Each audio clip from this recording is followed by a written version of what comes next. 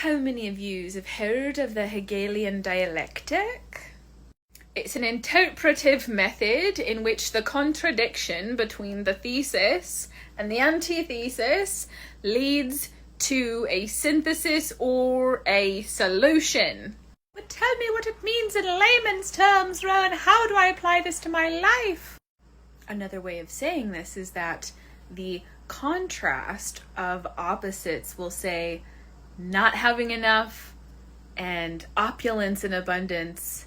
It is through the contradiction of these two things, the contrast of these two things, the thesis and the antithesis, the black and the white, the polarity. It's through that we reach a higher level of truth, a synthesis.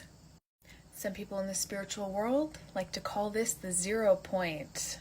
Rowan, are you telling me that even though my ego completely rejects and resists anything that I don't like, that the things that I don't like actually play a very big role in the actualization of what is wanted and desired? That is precisely what I'm telling you. The wound and the dream live in the same place. The blessing and the curse live in the same place, baby. It's the synthesis of the contrast.